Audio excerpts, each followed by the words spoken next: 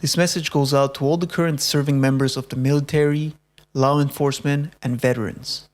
As a veteran myself, I served in the Canadian Armed Forces for almost 10 years, both in the infantry and as an imagery technician. And funny enough, here I have it, on my beret, if you can see what it says there, it says Veritas, which stands for truth. And that's what I'm going to be speaking today, my truth. So, since March 2020, we've been facing these draconian measures from the government and not based on any science. And at the beginning, I can get it, right? Nobody knew what was going on. So everyone was taking precautions, right? Everyone was in it together. We're clearly seeing now that there is an agenda of control. That what they're trying to do is not just a 28-day thing or 14 days to flatten the curve, right? What they're trying to do with these measures is make them permanent. It's digitalizing everything, bringing us to this dystopian future of transhumanism and global communism. And if you don't believe what I'm saying, if you think these are just conspiracy theories, you can go check out Klaus Schwab's, and he wrote 2 books about it. It's called The Great Reset and The Fourth Industrial Revolution. I advise you to go check it out. I strongly encourage you to go check out those books. And then realize that what they're talking about is to merge human biology with technology. And he's openly saying this, guys. This is not me making this shit up. Like Klaus Schwab has been talking about it in his, not only on his book, but he even said it explicitly. It's at the end, what the fourth industrial revolution will lead to is a fusion of our physical, our digital, and our biological identities. Now, what else? Okay, if you look at current China and what's going on with their social credit score system, like that's where we're at right now.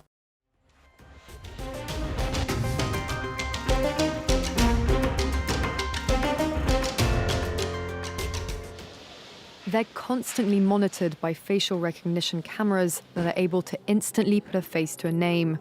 Now, the Chinese are also ranked, given a mark out of a possible 950 points. A score in the 700s is considered good. Around the 500 mark is not. For now, the number is a sort of bank credit rating, keeping track of everyone's spending habits. I think being ranked is a good thing. A society has to have rules. It forces us to be well behaved. It may seem scary, but it's just like that here. We're used to it, and anyway, we don't have a choice. But in an effort to keep all of its subjects in line, Beijing is taking the system a step further in 2020. It's aggregating data gathered by banks, private companies, and the state to rate if someone's a good or bad citizen. By using the most data possible, the so-called big data, the system will play an important role in rebuilding a moral society. The state will go over every detail of a person's life with a fine-tooth comb. Their financial situation, spending habits, career, even behavior on social media. Criticizing the government online or displaying outward signs of wealth is a no-no. On the other hand, praising the party or giving blood increases your social credit. Xiao Wenwang is a model citizen. She lives in Nanjing, a testing ground for social ranking. Married with a child, she has a job in a retirement home, no debts, and she wouldn't dream of jaywalking. As a good citizen, I respect the rules of the road. If I didn't, I'd lose points on my social credit.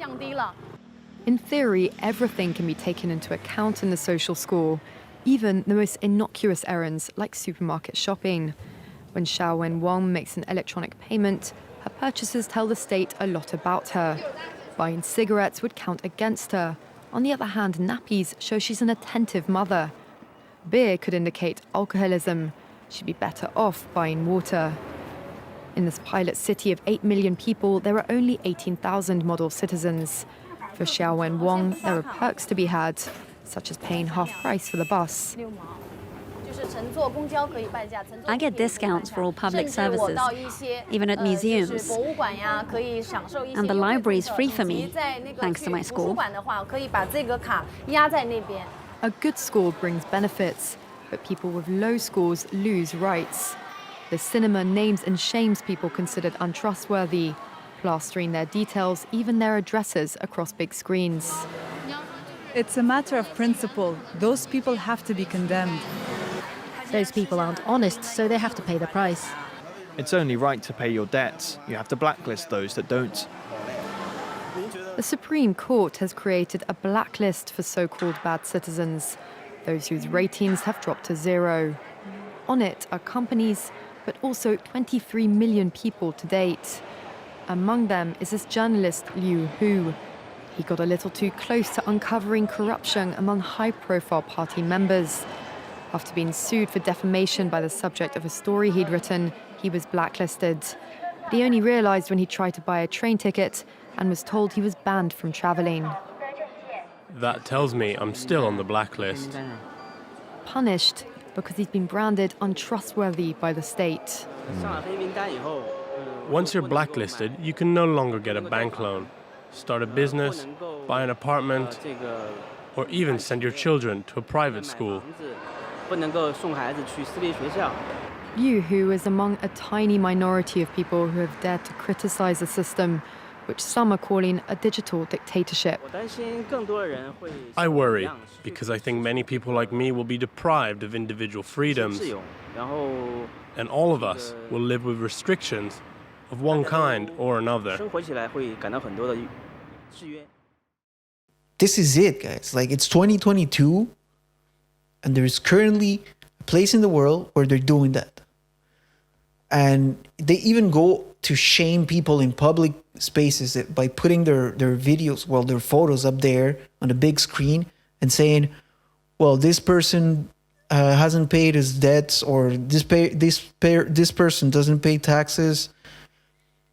And they put it out there to shame people. Is this the type of world that you want to live in? And I know a lot of you might be saying, well, Renzo, this is something that just happens in China. This is never going to happen in Canada. And my answer to you is, I hope you're right. I really do. But what if there is the slightest chance, just the slightest chance of that happening in Canada? Are we going to allow it to happen? Or are we going to do something about it to prevent the disease before our society actually gets sick and we have to treat the disease afterwards? That's going to be a lot harder, right? It's a lot easier to prevent this shit from happening than once it's there. Because here's what people don't realize. Once the tyranny is out there and it's in power, it's super fucking hard to remove them from power.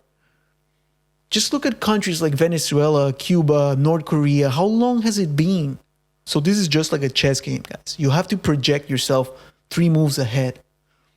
And I know it's hard. Trust me, it's hard to realize that the government that we trusted so much doesn't actually care about our well-being. Is not in it for the people. The reality is that we never really had a democracy. All we ever had was a corporatocracy. Or corporatocracy. What's the word? Anyways, all we ever had was corporations controlling the politicians.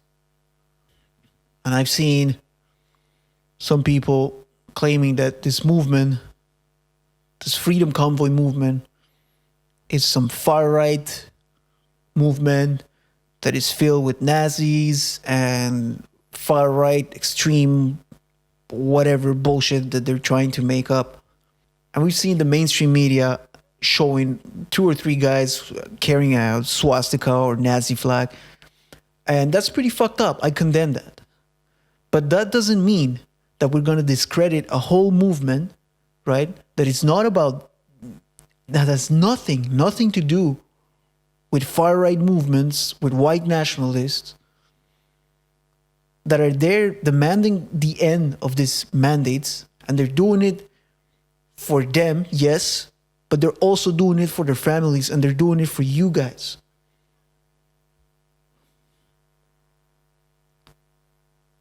And my question is, are we supposed to be living in fear after 2 years? Is this a way of life? Is this a health? Just ask yourself the question. If wearing masks all day and walking around in fear is a good way for you to live your life. Just ask yourself that question. Is not being around other people, not having any social contact, and staying isolated inside a house, not breathing some fresh air, not taking any sun, not going to nature, is that really a way of living your life? And also, something they're already talking about is their digital ID. So they want to come up with digital IDs. And basically what this is, the vaccine passport is the perfect excuse to digitalize things. All right, so first is going to be your digital passport, but then they're talking about making it digital wallets for people. So basically all your documents, your driver's license, your medical insurance or whatever, they're all going to be electronic, digital. And I know some of you might be saying, well, this is very convenient, right? I don't have to carry a wallet with me anymore, and it's all perfect and it's all sunshine and rainbows. But hey, from digital IDs to a social credit score system, it's really the step from one and the other is really just a formality.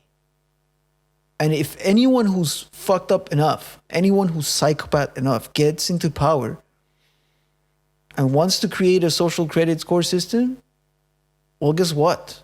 It's going to be very, very easy for them to do so. So think about it. What type of world do you want to be living in? Do you want to live in a world where everyone who talks a different narrative than the one being allowed gets censored, gets canceled? Or do you want to be living in a world where everyone gets to express their views, where we get to exchange ideas and actually have interesting conversations that allow us to, have different perspectives, to enlarge our vision? Do you want to be living in a world where your body is no longer your choice, where a government in power can simply decide for you to put whatever they decide in your body without you having a word to say about it? Or do you want to live in a world where our body is our choice, where we have bodily autonomy, and we choose how to treat our own bodies? Obeying and being compliant to this government, to a tyrannical government, because this is what it is. There's really no other word for it. Being compliant to this is being accomplice to all these measures that they're adopting. And are we going to give away one by one the freedoms that our ancestors fought for? I know that deep within you, you know that there's something wrong with our system. And I also know that deep within you, you're looking for more truth, for more love in this world.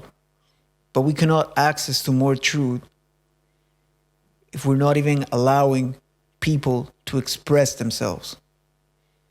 right? The moment we close all doors to ideas, to different ideas, then we've drifted far away, very far away from truth. The path to truth, and I'm not saying the absolute truth, that I have the absolute truth. I'm just saying the path to get closer to the truth is exactly by doing that, exchanging ideas, talking to each other, right? Our worldview, it's a mix. Our worldview is a mix of our own experiences, our own emotional wounds, traumas, intergenerational trauma. All of that, right? All of that gets blended together, and that creates a worldview. And everyone has a worldview. Everyone does. But we can't get too stuck in ideologies to the point where we're not even able to even listen to a different perspective, to even allow a different version of the reality to express itself. Because today is us. Tomorrow, it might be you. So this idea that freedom of speech is some far-right ideology, it's ridiculous. It's completely ridiculous. I don't know at what point people started associating the far right with freedom of speech. And this has to stop. Freedom of speech is the fundamentals. It's how a society gets to move forward. If we don't have no more freedom of speech, all the other freedoms will follow. We'll get canceled. Because it's all fun when your leader is up there in power and canceling others. But that leader is not going to stay there forever. And once another person gets in power that you don't agree with, and that person starts canceling others just like that, including you, then at that moment, trust me, you're going to appreciate and you're going to miss your freedom of speech. So freedom of speech is not to be taken slightly. And freedom of speech is what is at stake right now, among many other things. But freedom in general, but freedom of speech is a main one. A lot of people being offended nowadays, huh? Yeah. I see you. I hear you. I feel you. Maybe we should ask ourselves, why all of a sudden everything is being so offensive? Because whenever someone says something that I find triggering, the first thing I do is look within and ask myself the questions, why am I being triggered by this? What's the emotional wound that I have? What's the trauma that I need to deal with in order to release this trigger? Because see, things from the outside cannot trigger us. When we get triggered, it's us reacting to an external circumstance. Words in itself cannot trigger us. When we get triggered by words, we are the ones being triggered by something. It's not the word that is triggering us. Because what's offensive for one person might not be offensive for the other person. And this is not to discredit people, who have gone through many traumas and have emotional wounds to heal. No, I have a lot of empathy for you. But also, it's our responsibility to deal with our traumas. And I really like this quote, is that although trauma may not be your fault, healing is our responsibility. is not pointing the fingers at someone else and trying to find someone to blame, that we are going to deal with our traumas, right? And the world is suffering from a lot of trauma from different perspectives, right? There's people who see the world as a conflict between races.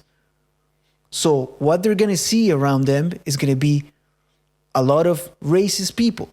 And even though racism does exist, I'm not saying it doesn't. But the fact that they have that wound inside of them and they have been victims of racism before is going to make them see the world through the lenses of racism. Same for the LGBT community, right? If you're a transsexual and you've been through bullying before, I get it, it sucks, right? It sucks to have to deal with this type of things. And I find it disgusting that there is still people in our world today that are xenophobic, racist, and that simply don't tolerate the differences. But at the same time, right? At the same time, we can't see the world as in such a tribalistic way that all we see is conflicts between one group identity against the other, right? So if it's not racism, then, oh, you're xenophobic, you're transphobic, or whatever that is. And no, not everything that happens is about racism, is about transphobia. The world is much more complex than that. So to reduce the things that are happening in our world to a conflict of race, a conflict of, genders or whatever, it's a very limited perspective. And again, listen carefully. I'm not saying transphobia doesn't exist. I'm not saying racism doesn't exist. It does exist. It does happen. Unfortunately, it does happen. But if you try to remove those glasses for a second, you're going to see that there's other shit happening in our world as well.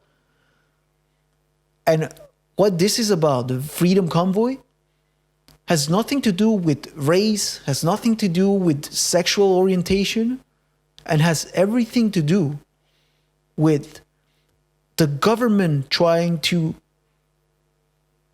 take more control over the population, and a group of the population that doesn't want to be controlled like that, that simply wants to live free and wants to be able to make their own decisions for their own bodies, which is very legit. It's a very legit thing to do. So I'm just asking you to open your eyes and look beyond the few people who carry the swastika flags, which is very, it's very sad that this thing had to happen right there in that protest. But this thing, all right, make no mistake, this thing does not represent this movement at all. All right, we've seen veterans joining the convoy. We've seen people from all walks of life joining this convoy. So just watch how a leader talks.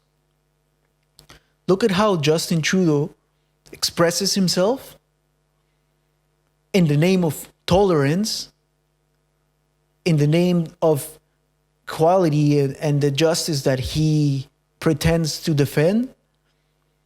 Look at how he's talking about the unvaccinated. All right, there was a video of him saying that the unvaccinated are for the most also anti-science and are also racist and misogynist. Mais il y a aussi des gens qui sont farouchement opposés à la vaccination. Qui sont extrémistes. Qui croient pas dans la science, qui sont souvent misogynes, souvent racistes aussi. C'est un petit groupe, mais qui prend de la place. Tell me how in the fuck that makes sense to you. So what he's doing right there, he's projecting his own shit into other people to make them feel guilty. Because the moment you put the racist label on someone or that misogynist, well, a normal person will be like, well, wait a second, I'm not racist. I don't want to be portrayed as a racist person. I'm not misogynist as well. And it's probably going to back down, right? That's a psychological manipulation tactic that they're using to project this shit on other people so that they feel guilty about what they're doing. And they no longer they no longer want to talk about this. Yet saying I'm anti-racist does not make you automatically anti-racist or does not make you all of a sudden this great, awesome human being. No. Because there's what you say and there's the actions that you take as well. All right? So I can say I'm anti-racist all I want and virtue signal other people. But at the same time, through my actions, I'm still promoting violence. And I'm still, because what he said after that, Justin Trudeau, that didn't stop right there. What he said is that, should we tolerate the unvaccinated? As if the unvaccinated were some second-class citizens to be tolerated. Et là, il faut faire un choix en tant que leader, en tant que pays. Est-ce qu'on tolère ces gens-là ou est-ce qu'on dit, ben, voyons, la plupart... Right? How divisive is that? So he's accusing people of being racist, misogynist, while at the same time being hateful himself by trying to divide one side of the population with the other, but trying to turn us against each other. So realize this divide and conquer tactics that they're using. Turn off the corporate media, the mainstream media, who's trying to portray this thing as the as the most disgraceful movement ever, as the most violent movement ever. And I personally know people who have been there to that protest and who took videos there in place, documenting stuff. And these people had no agenda, right? They're not there as a government entity. They're not there with the media. They were just regular citizens who were there at the protest, documenting stuff. And we haven't seen any single act of violence happening there. See, the truckers and even the people there were dancing, were singing, and we're doing all this thing peacefully. So it's really, really sad that they're manipulating people's perspective on this thing. So to all the members of the military, law enforcement, and veterans, I invite you to join the group Boots for Truth, and let's get together. Let's unite with our truckers and stand up for our freedoms. Let's show our Canadian citizens that we are with them. Let's show them that we actually have a brain to think, and we're not just blindly following orders and just blindly, obeying a tyranny. This ends with you guys.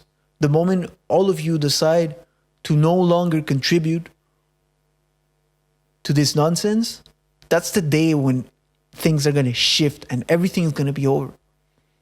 Right? We can't let the people, the truckers have been doing a tremendous job in the field.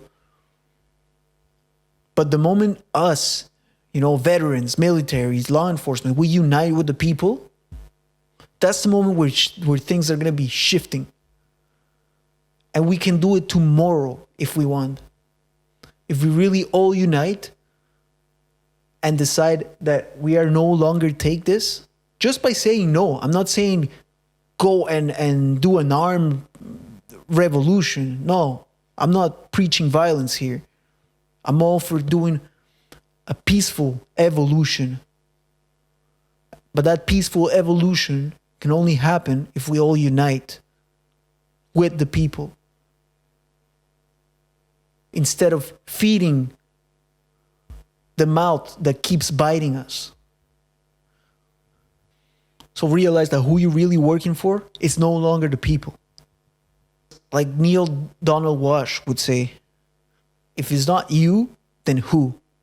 And if it's not now, then when? So I hope you'll reflect on this, and I'll see you inside the group. Much love.